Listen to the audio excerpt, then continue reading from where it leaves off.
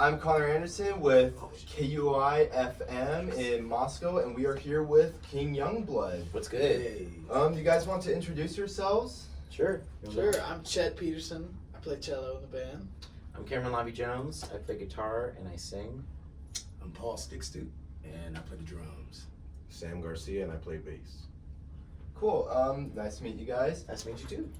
So we talked to you guys down at Treefort this past year, and obviously a lot of stuff has happened since then. Yeah. So I kind of wanted to talk about what happened directly after, because I saw that you guys got spotlighted by Amazon Music. Yeah, we did. Huge. What do you guys think about that? Yeah, for us it's a massive honor, for what we do and what we try to push for in the city, to be able to have that type of recognition and validation. It's really powerful. Yeah, and it all comes from Seattle too, which is the craziest part about it. Yeah, which is nice. It's good to feel like your hometown has your back. That's always nice. Anything else that's really kind of happened big, kind of right after Treefort that you guys want to talk about? Yeah, Lord, where do we start? We just finished playing Thing Festival, opening up for Thundercat. Yeah. We did a tour with Fishbone for West Coast Run a couple of times. By to Seattle. We just did Bumper Shoot. Yeah. We're currently working on a new record, and we have a music festival that we're putting on called Black and Loud Fest back in Seattle on September 23rd. Nice. I do follow you guys on Instagram, and I saw Cameron, you climb some Yes. scaffolding on stage. Yes.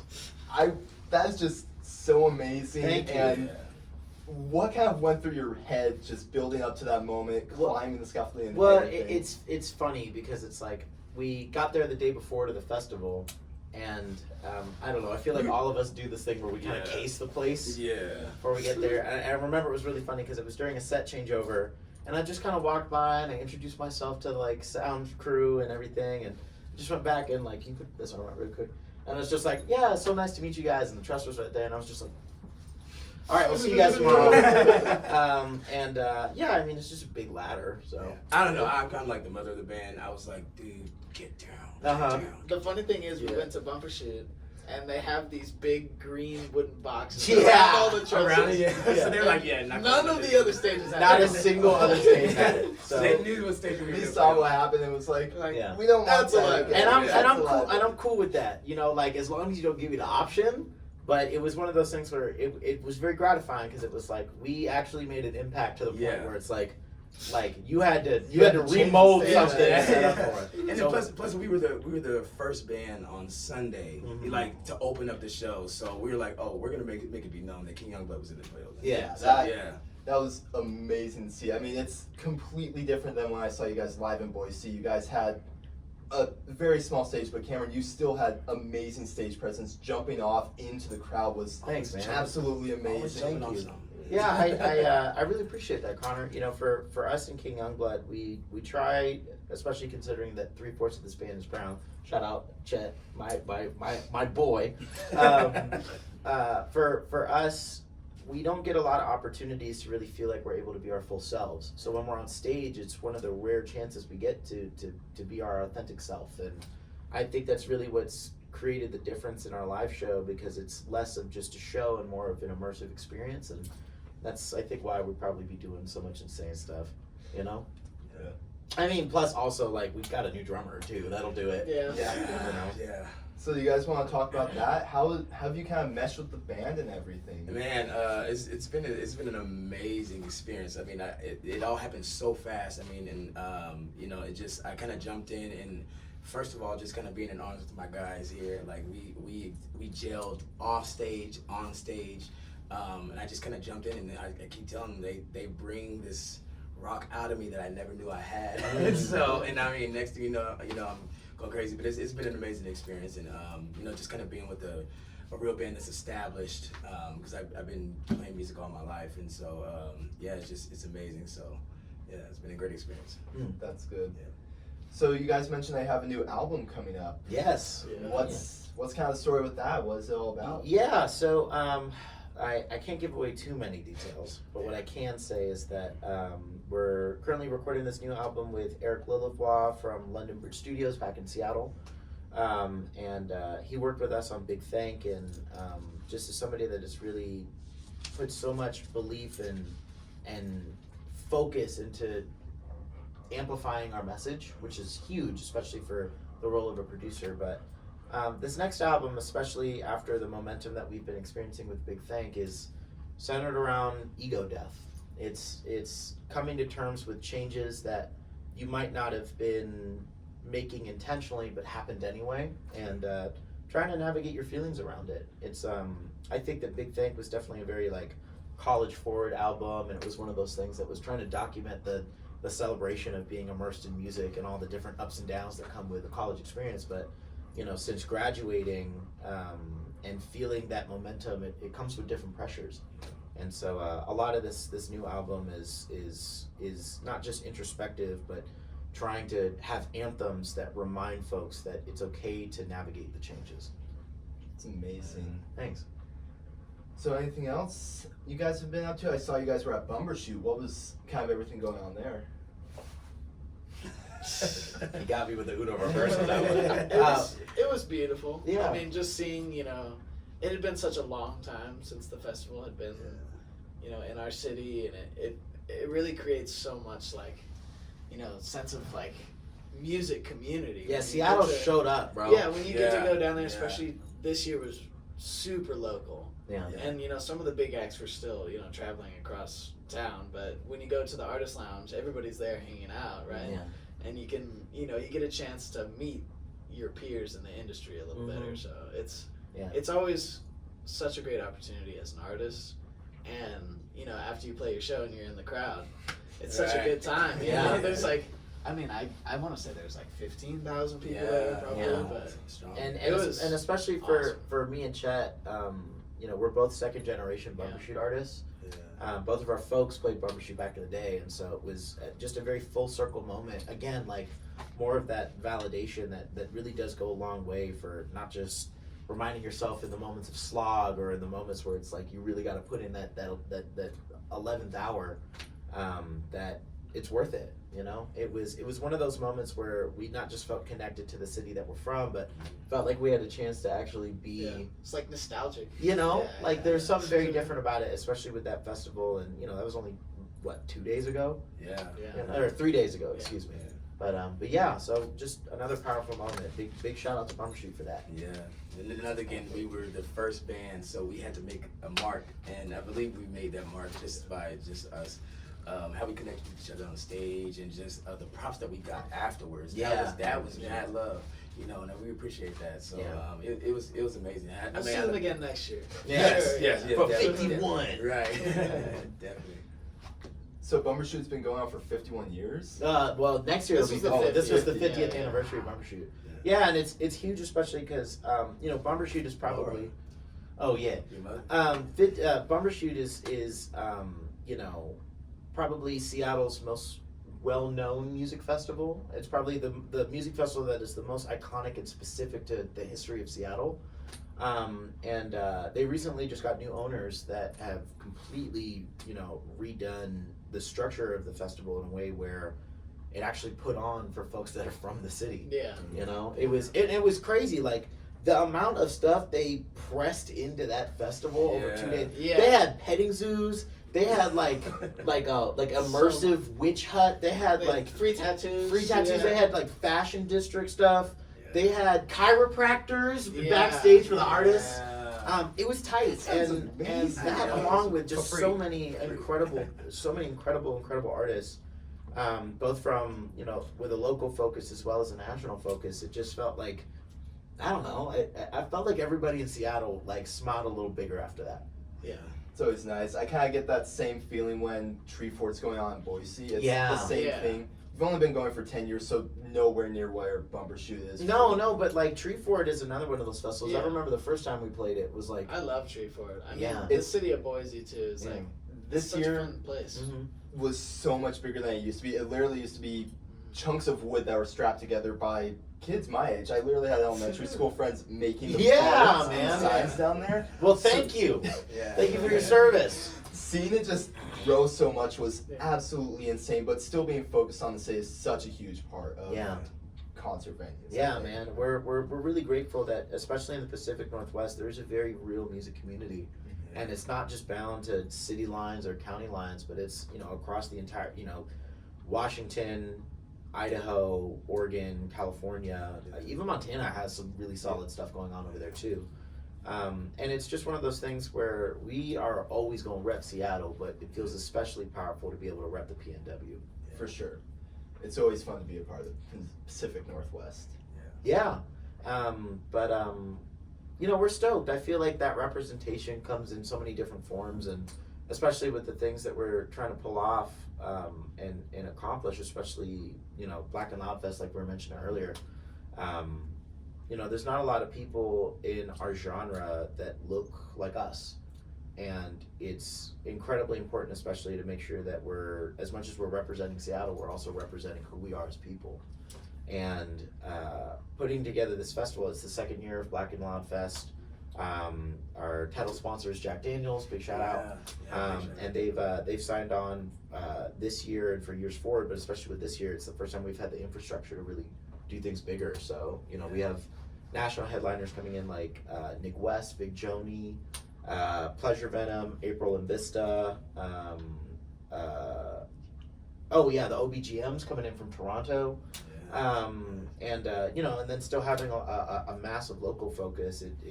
I feel like, especially with the festivals that we've been playing, it's given us a lot of inspiration for how to put on for things that are both in line with the activism side of what we do, as well as the musical side too. And that festival is coming up on September 23rd. We're also doing another one on Portland the day after, on September 24th in the Mission Theater.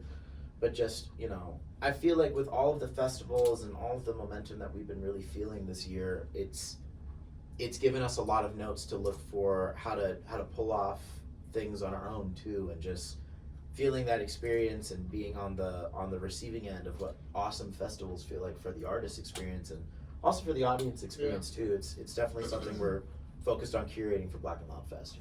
Nice. That's always kind of inspired me of how you guys are able to balance such a huge amount of activism and your music. It's just absolutely amazing, and what you guys do is beautiful. Thank you, man. Yeah, again, for us, we have always really tried to remind people that feel like they're outsiders or feel like they don't have an ability or allowance to enjoy something, especially alternative, in Black and brown communities specifically. For us, that's a huge thing to put that work in and showcase that folks can really do that. Plus, along with that too, it's like,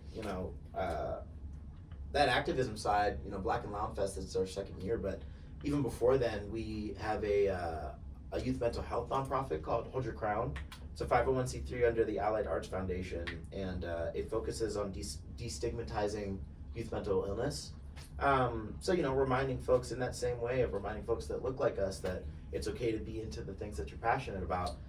It's also okay to get support and help with your mental health too. And just for us, it's always stuff that's been very in line with who we are as people, which has always made having that activism and artistic line up in a way that's authentic, because stuff that we work through every day. I mean, shout out my therapist. Like, I love you, Sam. You rule. But it's a part of the brand. It is. Yeah. It's a big part of it. It's a part of who we are as people and what we stand to represent in King Youngblood. Yeah. Little do people know, like this is therapy for me. Yeah. So I mean, I definitely find it a great thing that they're more than just a band on stage just performing. They're actually doing something in the community and trying to reach out to those that we seek and we try to care about, and we want to draw them in. And get left in the cracks, man. Get left behind if nobody's looking out for them. And each of our fans are like, we actually care about them so much. Yeah.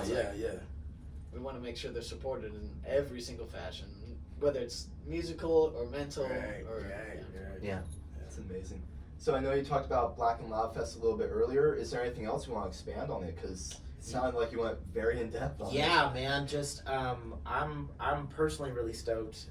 We founded the music festival with another Black fronted rock band called more like a soul punk band, I feel like. Called Down North. Big shout out to Anthony Briscoe. We have the infrastructure this year to really do a lot of really awesome things. We're doing, for the first time, a Black and Loud Cypher, where we're bringing hip hop artists in for a cypher with a live band behind them. We're doing the Black and Loud Cinema of showcasing the movie that we put together from the first Black and Loud at the Hereafter stage. We're taking over all 3 stages of the Crocodile for the festival, as well as spoken word poetry, acoustic duo sets in the smaller rooms, and just very powerful. I don't know, like when we finally had a chance to put the schedule together and everything like that, we tried to really balance having moments where you're not going to get a chance to see these large artists in intimate settings, as well as seeing the full grand scale of what comes when you got community sponsors, you got Jack Daniels backing you, as well as just like being black. I'm not gonna swear. Being very black, and being very, very black forward and unapologetic about it, because the music festival, I feel like so many people get it twisted, but Black and Loud Fest is a celebration of black fronted bands that everybody is invited to. And for us, especially being a black fronted band, having those spaces are critical to being able to push forward for what we really want to do. Because if we keep trying to push, especially in the Pacific Northwest, in a vacuum, it feels like you're lost at sea, you're lost in the ocean.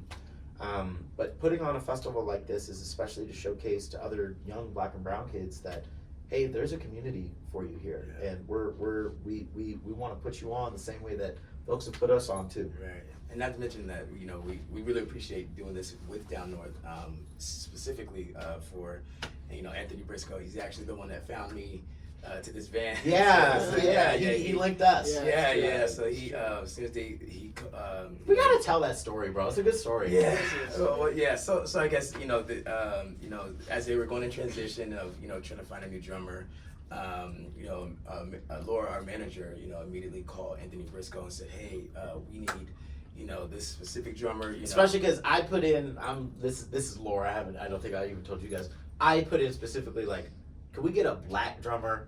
Can we get somebody? Can we get somebody from the church or something? Like, keep going, bro. Yeah. So and I guess immediately Anthony Briscoe was like, I know exactly the person to send you, and I know exactly who's hungry for success. And when he gave me a call, he missed the call because I actually didn't know his number. I was like, I don't know what this is. And I stuck it back in my pocket. And then he sent the text and said, bro, big up. Like, and he never gets like that serious. He was like, I need you to call me back. And I was like, okay, this must be serious. So let me call him back. So I called back.